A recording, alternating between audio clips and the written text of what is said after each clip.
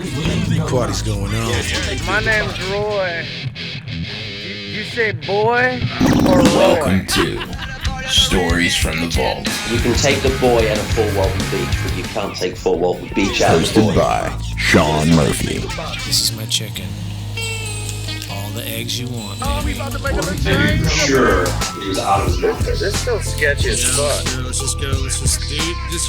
You're the boss. Yeah, this thing is gonna be He's a dark. hooker with a heart of gold. Prepare yourself. This is gonna be like a trip through time. Solid. What's up, dudes? Yeah. Coming here, I was scared shitless. Oh, shut up. Yeah, seriously. Because I'm like, well, because then you're yourself. I mean, I'm myself on the air and stuff, but here I'm just like, fuck it. I can say whatever I want to because fuck. And it feels good and behind a microphone because all day long I don't get to. See, so tomorrow you're gonna go into work and... Yeah, exactly. I'm going to lose my job. You come knocking on the door later tomorrow. Yeah. Hey, can I get a gig? It's horrible, man. Can I sort some fucking photographs and shit for you, dude? Dude, I actually have a position I'm trying to fill, and I just can't get anyone to show up. I got a fucking desk. I set up this whole cool thing, computer, and I got all this shit, and I'm just like, I keep presenting it to people. Like, I would think it would be a cool job, like to come and do certain things that I need to be done, but no one will do it. Fort Walton fucking Beach. It's hard, man. Right? Put a case of Coors Light over next to it. God damn. They'll all show up. Hey, the best dude we had working here, this guy Ron, and I've had a lot of workers here, but this guy would come. You know Ron, right, Philip? Yeah. So Ron is this dude, he'd show up and he kind of does a little bit of everything, but he's a painter by trade. And he shows up, always on time, but just lit up. Like, or, red eyes, and just, he's, every 30 minutes he has to drink in the thing, we love this guy. He shows up, but he was up on a ladder and fell off the fucking ladder and broke his femur, and then drove himself to the hospital. Like, Rafi called me, he's like, I think he's fucking, he's like, no, I'll walk it off. I'm good. I'll rub some dirt on it, He man. usually leaves at like 2, and this day he stayed till 3. It was that he knows when it's time to fucking go, but a bee like flew out of a hole, and he's like, yeah, like fell. Broke a femur. So what happened with him? He got fucked up, and he came back recently, like on some crutches, like after a few months, and he wasn't the same. He like did a couple zigzaggy strokes and like disappeared. I haven't seen him since. Oh, poor bastard. Yeah, it was kind of lame. So, man, I also have this tinnitus shit. You know what that is? Mm-hmm. It sounds like there's a field of fucking insects at all times, and I thought it was insects. Bad? Yeah. I wonder if it's because you're in this tight room. No, it's always. Wow. I thought it was after I went to the gun range recently with Rafi, and that's when I noticed it. I thought maybe I blew something out. And then I was walking in the woods with my friend Danny, and like we went on a hike, and I said, "Hey man, stop! You hear all the crickets?" And he looked at me like I was fucking crazy, and I was like, buzzing. It's like this. Really? Yeah, it's crazy. So I got that going for me. Rock and roll. I put my spectacles on. You know what's funny? Is people they say that about me. They're like, "Your hearing is so shot, man. You're deaf." Blah blah blah. I'm like, actually, you know what? No, because I have to go to a doctor like at least once a year now, and every other year they check my ears because of being radiated in your neck. When you get radiated around here, they're like, it's a little close to the ear, so we're gonna check that. My earring's great. I go to concerts. I don't wear fucking plugs. I'm an idiot. I never do. I abuse my hearing, and I've got great hearing. Yeah. I say that now. I could end up like fucking Huey Lewis shortly, but what happened to him? He's totally deaf. Yeah, poor guy. Like totally deaf? Totally deaf. Can't sing anymore because I heard he had a really big dick. Heard he has the biggest dick in rock and roll. That's what I heard too. Yeah.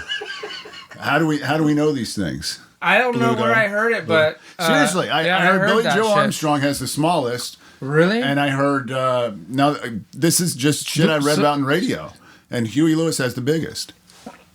Can't hear anything anymore. Well, I know.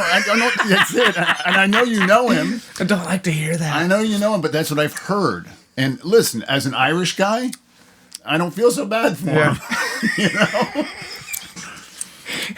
Don't let it fool you. I wear size 15s, but don't let it fool you, ladies. Hey, I shot this band one time. Their name is Size 14. You're 15? I'm a 15. This guy has their name of the band was Size 14. And I'm actually 16s in Vans. God damn.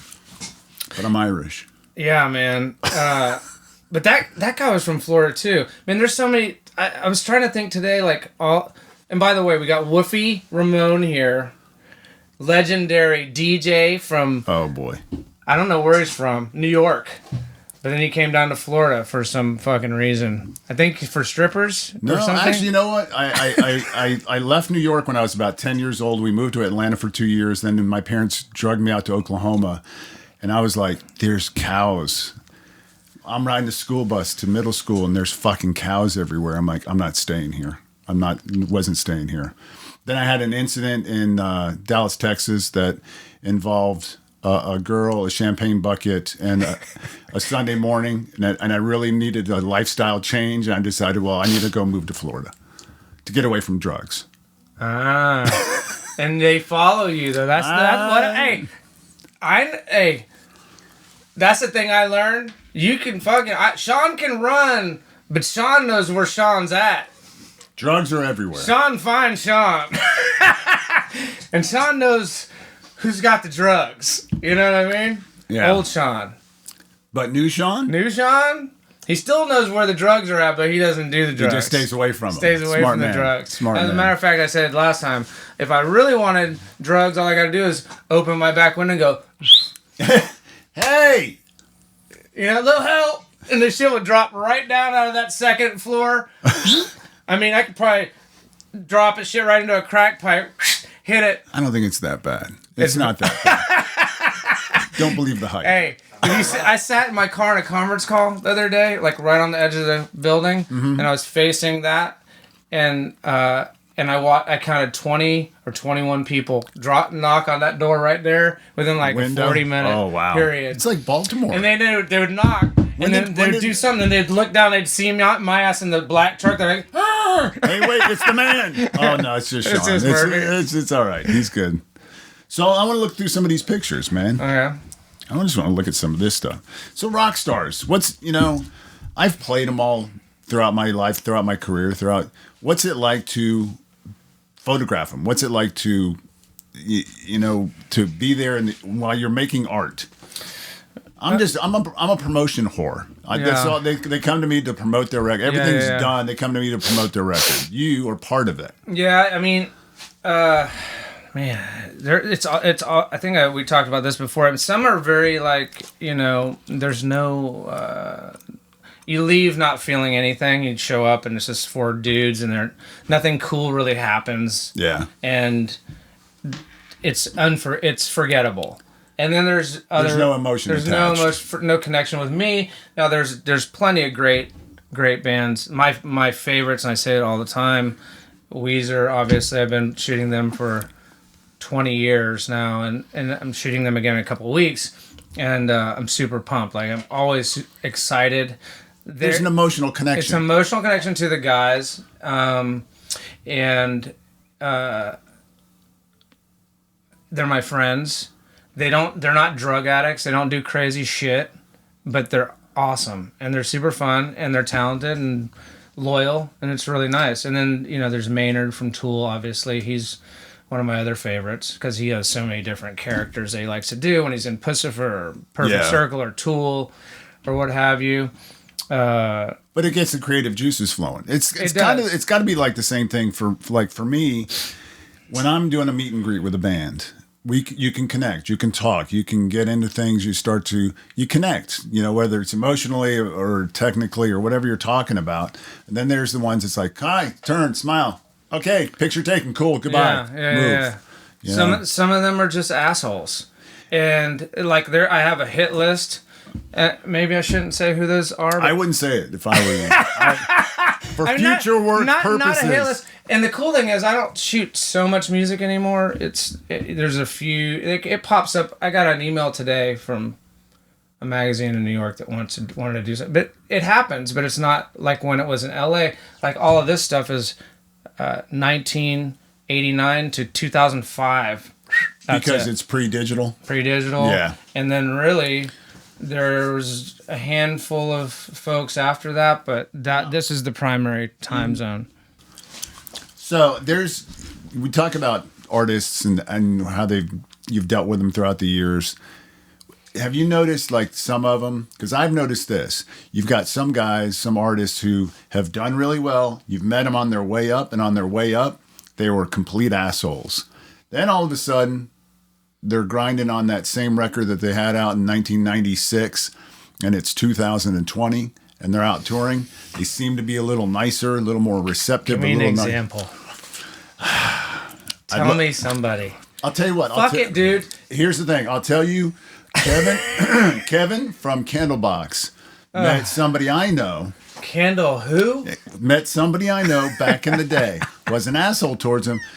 I've met him recently. Couldn't been a nicer guy.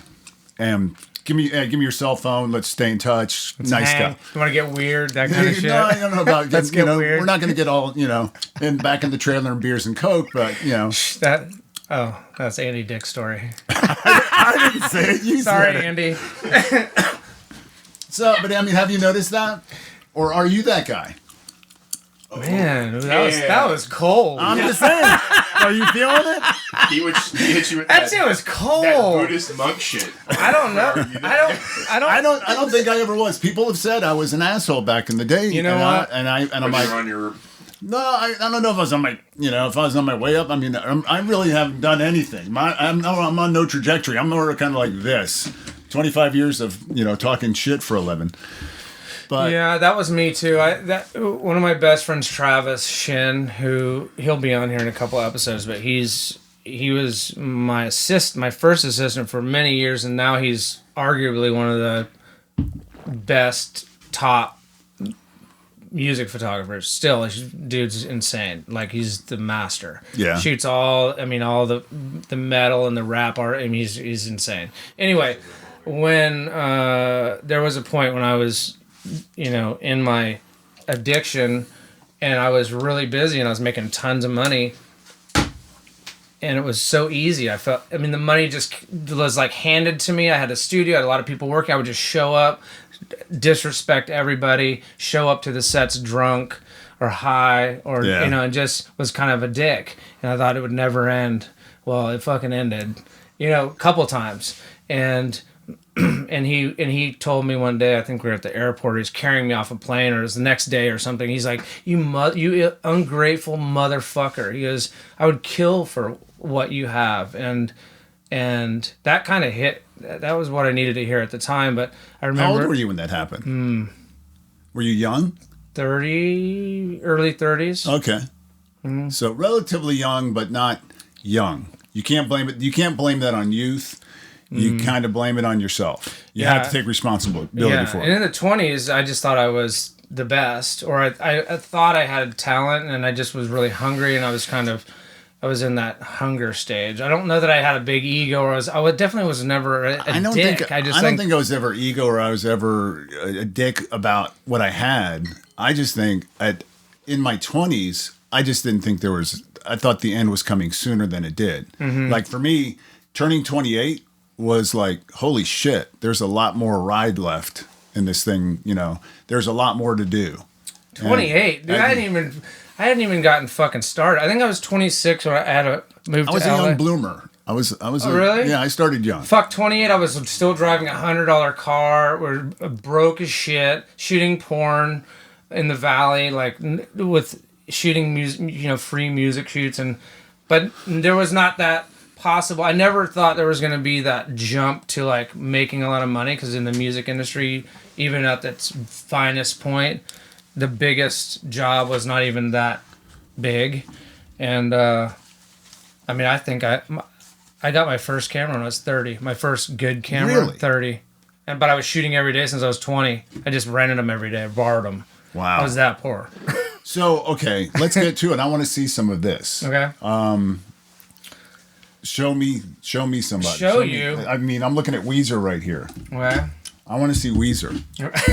I want to see Weezer. Me? I like Weezer too. They're my buddies. They're my faves. So they're coming to the big festival down in Panama City and all that. You're going to go hang with them? You're going to take their picture? I hope so. I'm going to LA in 2 weeks. End of the month. They just did another. They're on fire right now. I think it seems they're more popular now than they were even a decade ago. They seem to be releasing a record every 6 months. It's crazy. So they just released. They're going to run out of rainbow colors to. Totally. And the new one is Van Weezer. Yeah. This is like the third one in a year, I think, right? Something like that. Yeah. I'm not Teal mistaken. Black. Teal Black, and that's why I was part of those last year, and then this year. Generally over the last 20 years, I think I haven't done all of them, obviously, but a bunch of them, and I'll get just a call about every year. It's time for a shoot, whatever. Then there's a concept. So they come to you with a concept, or the way it used to go in the early days, they had a different management and a different label, and they would say something to the effect of Rivers will have the concept and idea. The greatest thing about Rivers, and they all have such different personalities, but Rivers, I would say he's the one I least know about. Like, even though I've been around him for a long time, he's very intelligent. He's very into a lot of different things. Self-improvement. Mm-hmm. Whenever I'm with him, I love to pick his brain about like who he's very in tune with, like new artists, anything new with the kids. He's very in tune with all that stuff, which I think is super key to their success. Personally, it's probably why they're still very relevant. It's why they're relevant, and I think for myself, like that's what I do a similar thing. I've been doing it so long, I can very easily turn into I'm not relevant anymore because I'm old. So I try to surround myself with the kids. Dude, you're sitting here, you've got it all over your head. I've got it all over my chin. I've got a 16-year-old. I got a 15-year-old. Yeah. I'm not cool in their eyes. Yeah. And I'm not trying to, and I've never tried to be cool. I've never wanted to be cool. I guess I've wanted to be cool in the past, but I've always just wanted to be, kind of myself. Yeah, I think in the beginning, we talked about this in the last episode, but I wanted to be like Annie Leibovitz. I didn't necessarily want people to know me on the street. I think it was cooler to be a really large photographer, big, well-known, but yet you didn't really know what they look like, kind of thing. And I definitely tried real hard to be cool when I was younger. I was telling my friend yesterday, I said, man, if I would have seen young Sean on the street today, I'd fucking throat punch him. You know what I mean? Running around with white plastic pants and fur coats and a 9-foot red pompadour and a Vespa. Like, it was before hipster shit. This was like excessive force fucking hipster shit. See, I had some of that, but I just never... Being 6'8" and at the time I'm 320 pounds, you're not fucking cool. You're just a big, galoot. You're a big monkey. And I wore beanies and stuff like that because I wanted to, I guess, stick out, but I wasn't trying to be cool about it. I was just wanted to be different. Yeah. I think, you settle, right? You get older and you have different, and I talked about this before, I had a cool moment with my kids don't think I'm cool either. Yeah. And then I went to Amoeba Records with my son Trip, and he saw like a Weezer album cover. He's like, hey, you did that. And then I was like, hey, you want to see something really cool? Like, here's the Tenacious D album, This Is You. And he's like, oh, that is fucking cool. Hey, you want to see something else cool? They kind of grew up not knowing that. They just thought I was... See, my son will joke with me. He'll say something about, and coming here, he's like, oh, they're going to have a local celebrity on. I'm like, that's a fucking filthy word. That is a goddamn filthy word in my house. Celebrity. What are you a celebrity for? Yeah. In this day and age especially. There's so many people on Facebook, on YouTube, and social media. They're cool because they're a celebrity. Yeah, but what the fuck do they do? What are they doing? Yeah. What are they? What kind of art are they making? What kind of movement are they creating? What are they doing? And so he's always like, hey, they're a celebrity. You're a celebrity. And I'm like, no, I'm not. My kids do the same shit. And I'm like, okay, pull this motherfucker up. Let's show me the shit. Show me the number one dude on YouTube. And then this is me just being old now. But he'll show me. And it's just like them, doing nothing. But hey, That's, Listen, go for it. But it's Maybe my son I'm did it envious. with Danny Duncan. My son, he brought Danny Duncan up to me and he watched showing me on YouTube what he's doing, and he showed me this cross country trip. I'm like, if he can monetize that and he can make money and fuck around and have a good time, and he's not hurting anybody, go knock yourself out, dude. Well, you think about this. Think about the iPad. It only came out 10 years ago. The social media, Facebook, as you know it, 16 years ago. So I mean, this stuff is relatively young. It's only teenagers, but now people are getting their hands on it. People in places are getting their hands on it. So, technology is a good thing, but it can be a really shitty thing. Do you find that when you were shooting this stuff, you were more focused on getting the shot? Yeah. Because there wasn't you had a roll. You had one roll of film for Hansen or whatever. Well, here's the. Well, I'll just pull one thing out, but the thing about like shooting a roll of film is like when the client will see a roll. Mm-hmm. Like if I'm shooting digital, I could fuck up like 40 pictures in a row and then shoot a couple cool ones and then fuck up 50, a couple cool ones, and then I can just delete all the shit and just show the cool shit. Well, on here, if there's a fucked up image, you can't just take that out. Cut it out. They see it all. So, you know what I mean? Like you're seeing the progression of this whole roll of film. And if half of it's fucked up, well, I just look like a dog shit photographer. It was so much more honest back then, because now, like you're talking about social media, it's everybody's highlight reel, right? Like it's only the highs. We're such like a high-focused kind of culture that we're starting to see now. And as you guys were just talking about it, it's really cool for you, I would imagine, to... I like it when Bluto chimes in. I like it when Bluto chimes in. Well, it's funny. It's like it seems like we're on like a very high focused. Like the society's all about the happy times and and all this other shit. And no one posts like their darkest shit. It's always happy times. It's like the idea. There was something I was reading from Jordan Peterson. The dislike button, whenever it came out on Facebook, was very short lived. And it's like, no, we want to keep everything happy. I think they're trying to do that. Society's trying to do that, but when you go to social media, I was talking to my wife about this last night. I'm avoiding all the political, all the negativity, all that. I'm scrolling right by you, man. I don't need that in my life. There's enough of that shit in the world, and I'm as guilty as anybody. I took a picture today of sitting in my beach chair of my foot up in front of the Gulf of I because Sunday morning I drank my coffee. Everybody was like, my wife was working on the computer. My son was being a teenager laying in his bed at noon around. I'm like, I'm going to go to the beach. I'm going to go chill for a while. Hey, I went to the beach this morning, too. The old dudes went to the beach. I went and walked on the beach. That's what I did. I did the same shit. And I'm looking at the old people going, wait a minute. We should have gone together. I'm not that old. I'm not that old like that person. No, I love it, man. But I put my picture out there, and I guess that's kind of the thing is, as a professional photographer, do you see more art coming out, or do you see people manipulating it to show themselves or show things better? Because like you said with that's a whole roll of good shit to get to really great shit. And are they taking photo after photo after photo of shit to get the one good shot? I wanted to let me chime in on this if you don't mind, just because we kind of touched on it the other night a little bit. And what's funny now is we were talking about the DSLR revolution in like 2006, 2007, because that's where this room ends. And it's because Sean went to digital, right?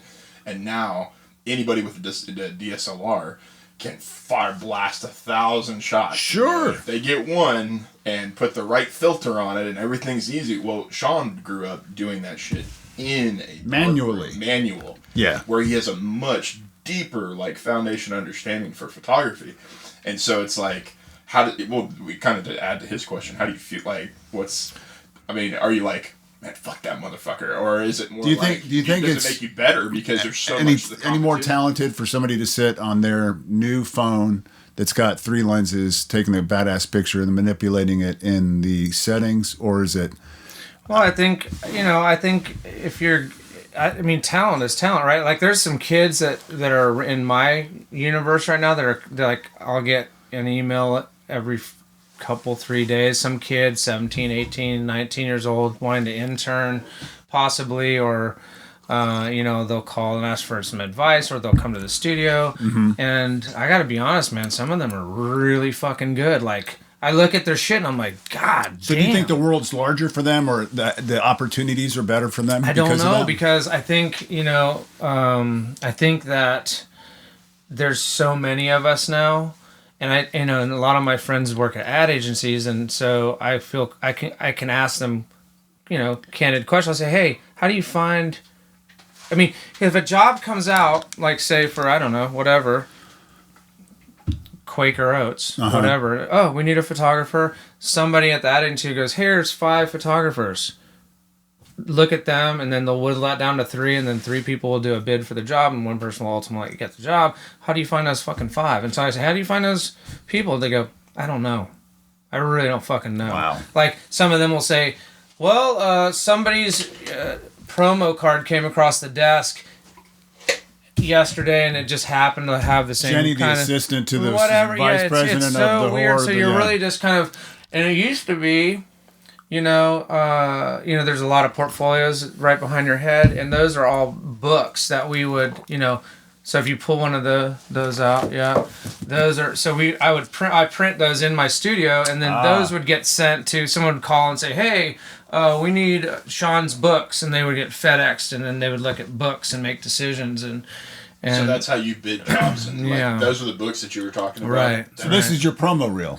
This is your air check. So like in radio, when you go to get a job, you send them an air check, and it's some of the highlights of the stuff you've done on on the air and stuff. And this is your work. It's a badass Barracuda, by the way. But it used to be, you could go to school, you could learn how to. Yes.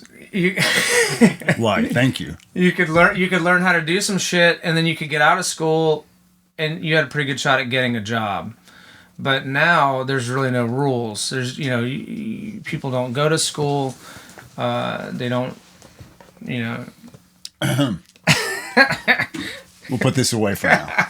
We'll just go ahead and put this away.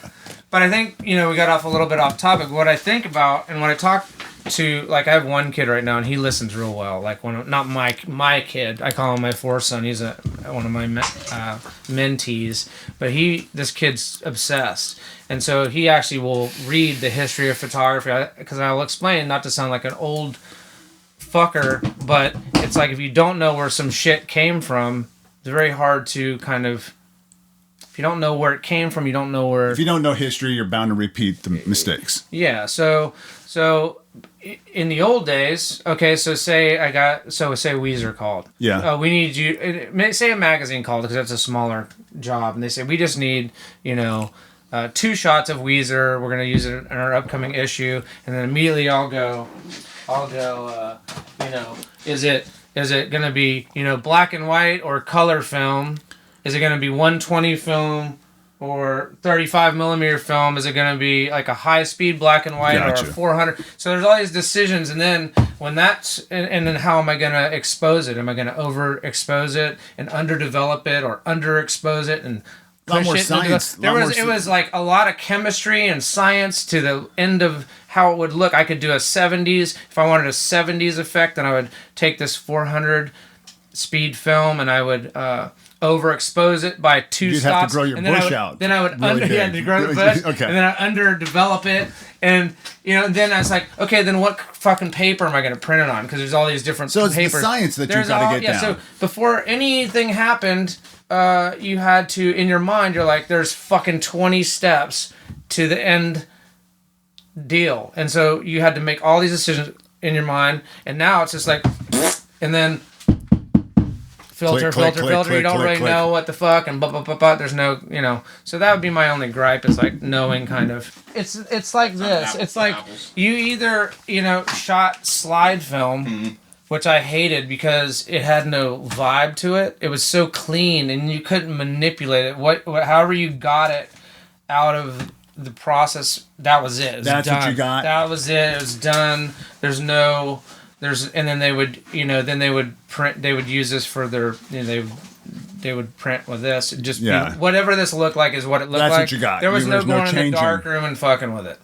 So I equate that kind of to digital to film. Digital. Sure. You get this clean kind of right. Emotionless. And then you fuck word. with it emotionless. Yeah. So, all right, as a professional photographer, in your opinion, what's better? I mean, because you got guys like me who I've always had my vinyl records. I kept them. I kept them through the whole digital age.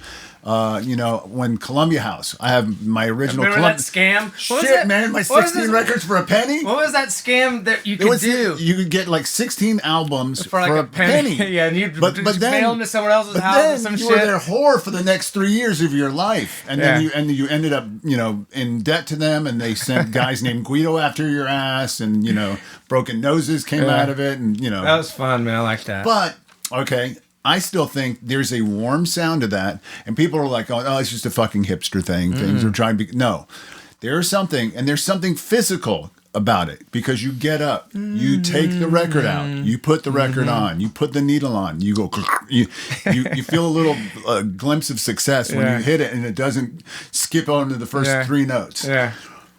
So Ian Copeland, Stuart Copeland, Chandra Copeland works with me at Zappa Records. So Ian Copeland, he lives in Beverly Hills, Brentwood, one of those fucking places, and he asked Chandra, "Hey, can you get somebody help me? Like we got to move. He's moving up to an apartment or something, and he's gonna pay.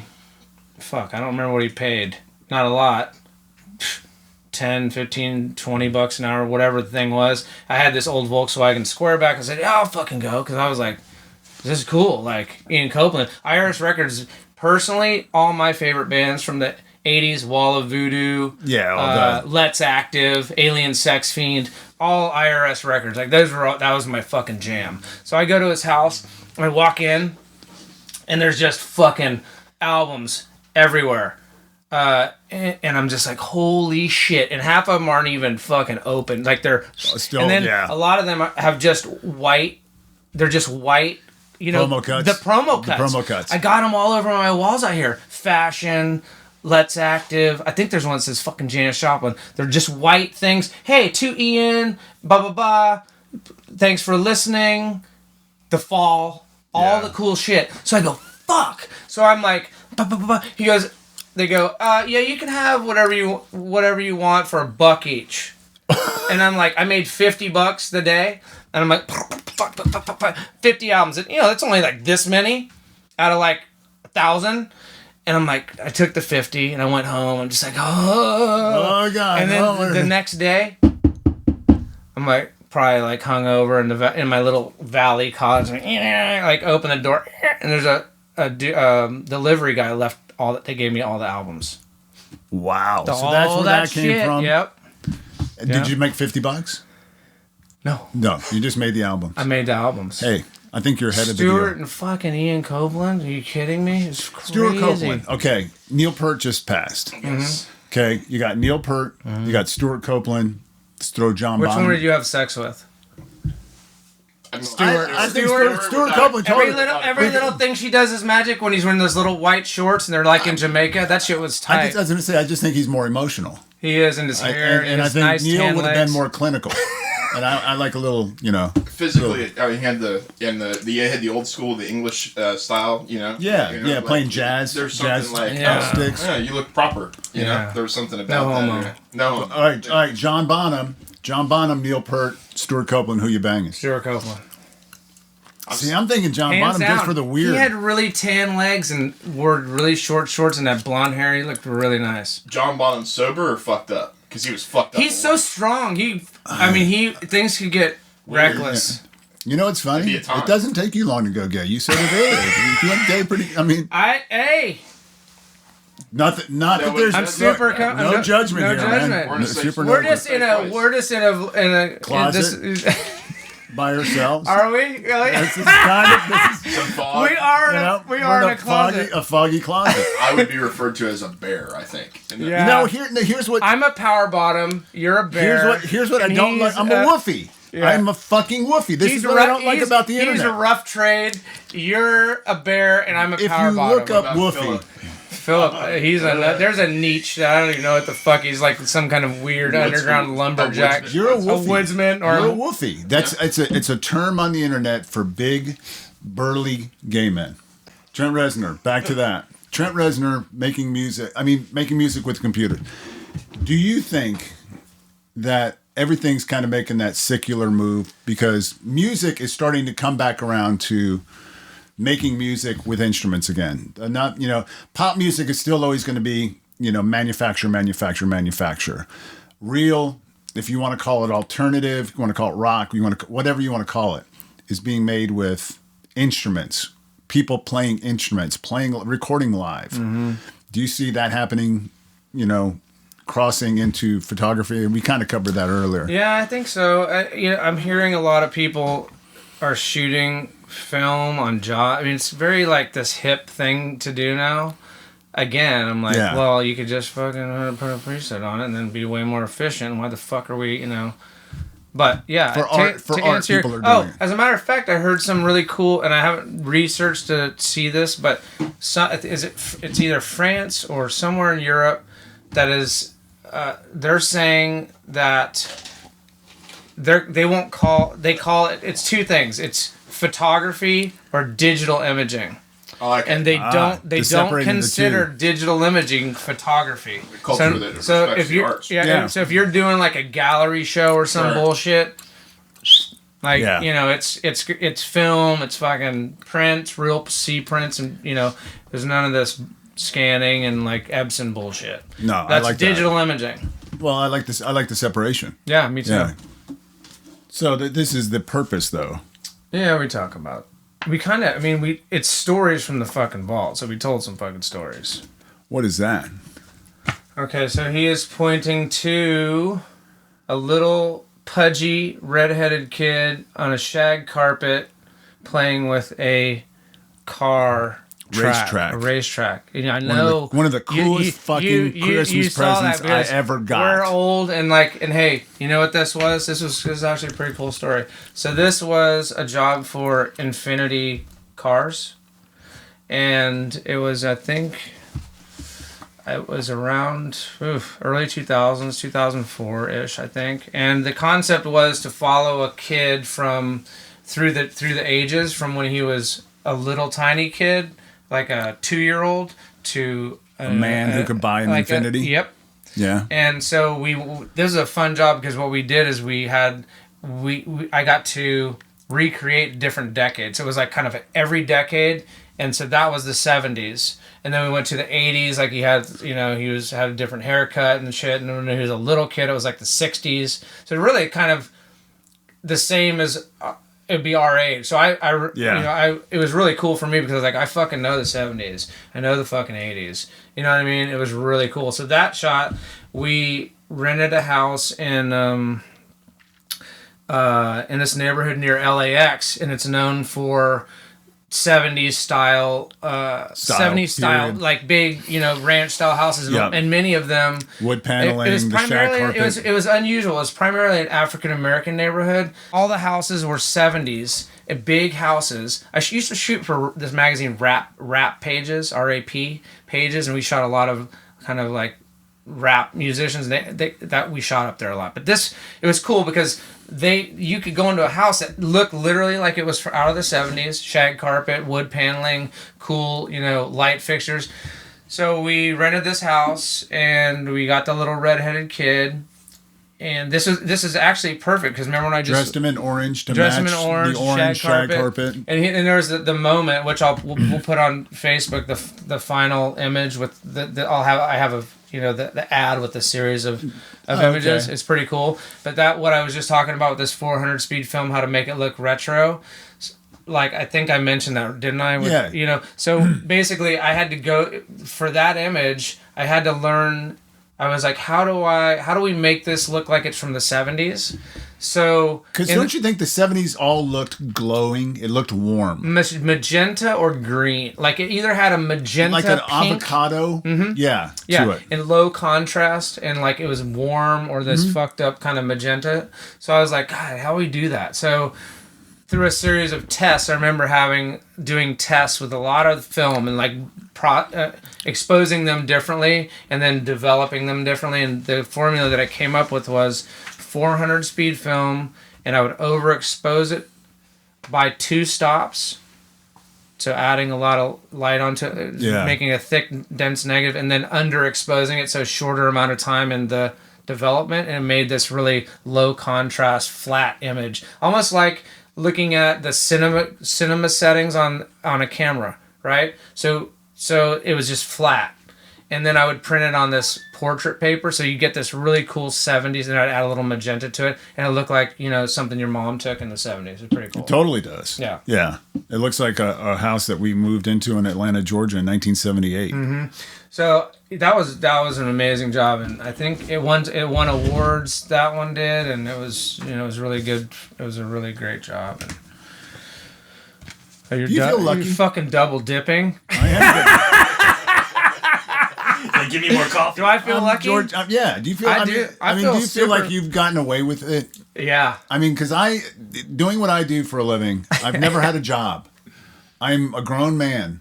I go to things where people I went to high school with, or people I know have jobs. They put on their khakis and they go to their offices. Now I go to my office, and my office has, it looks like a 12-year-old boy's room.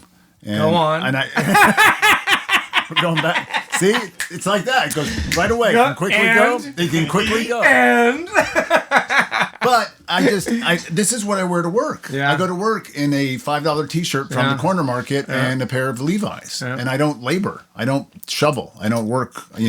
Yeah, man. I do feel at this point. I feel like it could all be snatched from me. I think that's my main problem with my character is. I feel like I have to work. My wife is always bumming out on this because I always feel like it's not enough. It's going to get taken away from me, and I have to fear it. I fear it's all fear, and this is like I'm in AA, so there are things I can do to work through this, and that everything is really, if you boil it down, just fear based. But I come from up until I was 30. I always had many jobs. I was waiting tables. I was struggling. My wife was in school, or she was a dental hygienist. My ex-wife. We just worked our fingers to the bone always and then when it finally started happening, it came really quick. It was like I was fucking poor, and then I got a DUI shooting Slayer, lost my license for a year, fucking poor in the valley, riding a beach cruiser around, to that picture that when I was drunk shooting Slayer was this out of focus shot at a Kings game. And I was somebody scored. What do you call it when someone scores in hockey? Is it a goal? A goal. So someone scored a goal, and I remember, and I was in a fucking blackout. Real quick, I had 8 months sober. I was in the limo waiting for Slayer, and I saw this bottle of vodka on this lit table, like it was heaven. Oh! And I just pounded it. I went into a blackout. God, how do you do? And I shot them. But when I shot this picture, the audience, the stadium, everyone jumped up at the same time. And I just luckily went, nyeh, and did this panning thing. And the shutter speed was kind of slow. And did this kind of, everyone was in motion. They used that photo. And then a year later, I was losing my license. I went to jail for a few days. And I lost my license for a year. That's a whole nother story. And at the end of that year, my agent calls and goes, "You're not going to fucking believe this, dude." I go, "What?" She goes, "There's one of this ad agency in Austin, Texas, and the art buyer of the agency was getting her hair did in a salon, and on the table was an issue of Bikini Magazine, and Bikini Magazine was the magazine I shot that thing. That was in that magazine. There was the Super Bowl was happening, and they were doing a Visa campaign at this ad agency where they needed to have a stadium shot. She saw that and goes, "Fuck, that's exactly what we need to do." They saw my name on there, figured out where I was, called my agent, called me, and then that was my first big ad job. That was post bike riding. You were DUI bike guy.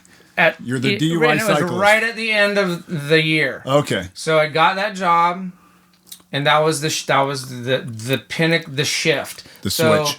Because I was a fucking drunk and I did this picture, I got that job. So there's like a silver lining, and then I got this Rolex. And I got this cheap dive watch online. On the back I put the date because I never wanted to forget. So that moment. Do you think you're working now too much because of the fear, or do you think you're working just enough and you're in a good place? I think I'm in a real good place, and I'm really lucky, and I have great clients, and I'm comfortable. I would say I'm too busy. I work too much still, I think, but I'm in a good place. I'm super grateful. If there's any, but if you can observe that, if you can look at it from the outside in and go, okay, maybe I am working a little too much. I love it though. Yeah, I love working. But that's it. To me, my working isn't really work. You know, it's like last night, my wife was like, what do you got to do? I got to go do a meet and greet with a band and some winners. Being able to take somebody who's just going to a show and then being able to take them and introducing them to a rock star and having them get that picture so they can post it on theirs. And they're like, oh, fuck, this is the coolest thing ever. Yeah. If that's work, I'll take it. Yeah, I would say, moving here to Florida was that took a lot. That was in the works for a long, long time. And it was pretty fucking scary. Like, I was like, is this a career killer? But I looked at it as like, let's level up. How do we use this like to our advantage? Like, save money, build this compound, be close to an airport. What'd you do today? What'd I do today? What'd you do this morning? Went to the beach. Yeah. I fucking went to the beach. You fucking went to the beach. I thought about shit. And then I went to, I did 1,000 things today. And now I'm doing this. I mean, the cool thing about here is you can do so many things and quality people everywhere. All of my friends. And you can be available to the world, Los Angeles, the world, because we have an airport in the backyard. It doesn't matter. In LA, I never saw anybody. Didn't matter if I could have lived in fucking China. Didn't matter, So I'm super grateful. If it all ended tomorrow, I don't think I'd be cool. I was about to lie. I was going to say, yeah, I'm not. There's a lot more shit I want to get done first. But I love my job so much, and I love, like, the thing you just said. Like, I like when someone calls me, because I don't feel like I have much to offer. That's just me thinking I always think I suck. We all have it. We all have the self-loathing. Yeah, but there's nothing greater than like a kid calling and coming over and them appreciate, because I don't think this is a big deal to me because I know it all, but to someone like Boudreaux over here, what's his name? Bluto. Like, they come in and then it reminds me, like, dude, I'm sitting here. It's fucking cool. And I'm surrounded. Yeah, I'm looking at Weezer's files here. I'm looking right over your head. Maynard's right there. I mean, that's cool as shit. Yeah, it's cool. And I've been surrounded by some cool shit in my life, but this is cool as shit. Yeah, I'm pretty lucky, and it hasn't slowed down, which is cool. Like, I had this one person that I really respected that worked at Getty. Mm-hmm. I've been with Getty Images for decades, and she told me, this was like a long time ago, like I think I was early 30s. She goes, she's from England. She says, "Oh, you've got at least 10 years left." Is that Australian or English? Anyway, she told me I had 10 years. Probably, here's the rule of being a photographer. If you make it, which you probably fucking won't, it'll take you 10 years to kind of get into it, and then you have a 10-year lifespan. That's what I was told. That's what I was fucking told. For you to be relevant, like age-wise. And I know a lot of guys and women that are way older than me that are still relevant, but there's a few of them, The pool gets you shallower kind of and phase shallower. out, and all the new crop comes up, and they take your shit. Yeah. But I've been on a nice run.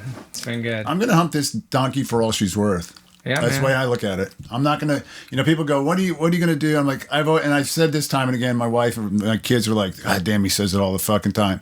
It becomes a job when I go to work and I go in the studio to go do a radio show and it feels like work, I'm out. I'll go do whatever else I'm going to do to make the paycheck to do it, but until then, I'm going to keep humping the donkey. Yeah, I'm picking that, Gary Vee. Do you ever listen to him? He's my fucking, I love that dude, but he's a billionaire that talks a lot to people and gives people advice, but he's my fucking jam. Anyway, I was listening to his podcast or his Facebook Live the other day, and he was talking about chasing every dollar, and it resonated with me, and I do that oftentimes. I'll just start saying yes to everything because I don't want to miss a dollar. I turned something down today. It was really fucking hard. and it was this magazine in New York, and I just didn't have the time to do what they needed me to do and do it right. Do it to your And so I had standard. to think about it, and then because of AA, I run it by 3 people, and like, what do you think? What do you think? What do you think? And they're like, I don't know, man. Like, you think you can? I'm like, no. The answer was no. So I was like, had to turn it down. Don't you find yourself though, especially at our age now, that you find yourself when you get to say no, it kind of feels good. Kind of good. You kind of feel like because you're like going, I want to do it. No, I can't. I don't have time. I don't have time, but I was always worried, like maybe they won't call me back. They probably will, because they're 9 times out of 10, you tell them no, they're gonna call you back because they fucking want you. Yeah. Dude, the stuff you guys touched on was fucking awesome, man. Seriously, just fucking. It's all in the editing, as everything else is. He's the master. Yeah. But no, how did it? What did they say in Almost Famous? Just make us look cool, man. Dude, I watch that movie all the time. I listen to the album all the time. I love that. My daughter, fucking album. my wife and daughter love that album. You know what my daughter loves? My daughter and I bought her a red vinyl copy of Guardians of the Galaxy 2, and it's got a bunch of '70s shit on it, dude. A couple of years ago. We always do a big remote at Buddy's Discount Fireworks in Florala. And this is... Brought to you by Buddy's Discount Fireworks in Florala, Alabama. We're gonna go buy some big shit.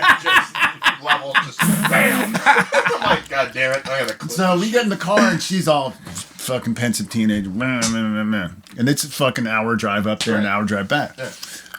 All I had to do was start talking to her about sailing and music.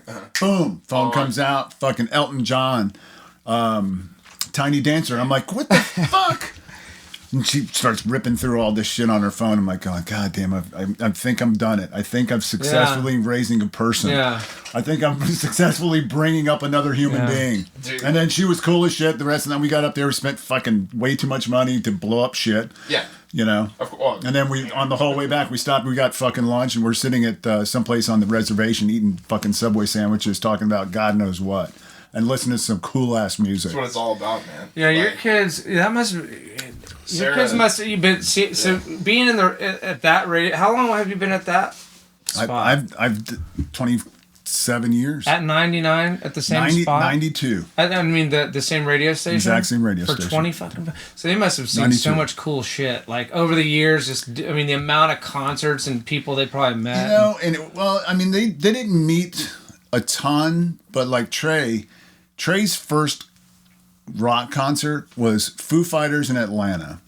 And matter of fact, we bought Gary Clark Jr.'s album because of that, because Gary Clark Jr. opened it for him. But he and we drove up, and it was a Sunday night, and I got a call from my record rep at RCA, because I asked her, I said, hey, look, I tried to buy tickets to Chicago, because at the time Trey's a big Cubs fan. They were playing at Wrigley. And when those tickets went on sale, fucking couldn't get them. $400 after in the secondary market and all that shit. So I was like, fuck, Christmas, I can't get it for him. Got him the Foo Fighters Wrigley shirt anyway. Got him some other shit. And that October, they were playing Atlanta. And I called my RCA rep and said, hey, look, man, anything you can. She goes, I'm sorry, but everybody in market in Atlanta got the tickets. So radio, promotions, all those people got those tickets. 2 weeks, I'll make this quick. 2 weeks prior, she goes, hey, look, somebody dumped out. You were my first call. I'm like, abso-fucking-lutely. And my wife's like, it's a Sunday night. He'll miss school. I'm like, you're goddamn right he's missing school. Yeah. You're absolutely right. Better show to miss it for you. And we got in the car Sunday. He's like I said, 6'7", 6'6" now. He had on some high-ass waters, so we stopped in Andalusia at the tractor store. Tractor Supply in Andalusia. Bought some new fucking blue jeans. I bought a new flannel. Busted up to Atlanta. Checking into the hotel at the Peachtree glass, the big glass dick in downtown, the big Peachtree Hilton or whatever it was. And I'm like, and the girl's like, how you guys doing? I'm like, I'm great. I'm like, this is his first rock show. I said, the higher our room is, the cooler this trip becomes. 68th floor. Nice. She puts us down. We go downstairs. We class it up. We walk to the Waffle House for dinner, which is right across from Centennial Park. Yep. Go see the show, and we get up. I mean, feet in front of the stage, and he's smelling reefer, and I'm like, it's reefer. And, hey, you want some? Exactly. And then there's a couple from Boston and somebody else here, and they're like, hey, you kind of hang with us, because he was like 11 at the time, so they kind of caged him in with me. you know, and we had a blast. We're walking back to the hotel, and he was cold. I'm like, well, let's go to the merch booth. And they had this towel that says something about kicking ass in the grass, getting some ass in the grass, and it's a big donkey kicking. Fucking to this day, we still have that beach towel. I mean, it was just an incredible 2 days. And there's a picture I have somewhere of driving down 85 in my wife's Subaru, and it was Dave Grohl broke his leg, and it was the Broken Leg Tour, and it's just this break a leg on the front of his black t-shirt, and he's just passed out. I mean, dead asleep, and I'm like, motherfucker, you couldn't hang, could you? That's cool. Rock and roll, man. It was, absolutely one of those life moments. You know, that was just absolutely incredible. I took my son Ozzy to Ministry in Hollywood. We saw him 2 nights in a row. I was like, hey man, my son Ozzy makes music, and he's one of the most creative kids. I mean, he just has his own thing going on. He's super creative and just wonder where he gets that. Just a badass. But so Ministry was playing. I said, hey man, you want to go to fucking Ministry? And he's like, yeah, I'll go. He likes kind of loud sound. He's into this kind of angry shit. Yeah. But I took him to Ministry. They sounded so fucking good. And I've seen him in fucking 1988. And, you know, mine is a terrible thing to waste. Like, I was climbing the fucking fences, you know, with Jello Biafra and Ministry playing and all that shit when he, you know, all da-da-da. So, anyway, they played in Jello Biafra's from Dead Kennedys, but he was with Ministry on that tour back then. But anyway, we saw him in Hollywood. I saw him 2 nights, and I don't like going to fucking shows. I'm old. I never liked it. It just fucking isn't my thing. I like going to shows by myself because I'm 6'8", and I'll find a place where I can post up. Yeah, and I'll post up and I'll check it out and I'll move around, and I don't stay in the same spot. I just Well, the Ministry show. I mean, I was with my buddy Travis and Ozzy, and my brother went, and we took his son, and we were in the pit with my son at Ministry, and I have this video. I look back, and my son is on the stage, is fucking raging, and I was like, this is cool. It. This is cool as shit. That's awesome. That's life moments right there. Yeah. Congratulations on being a cool dad. Same thing. Back at you.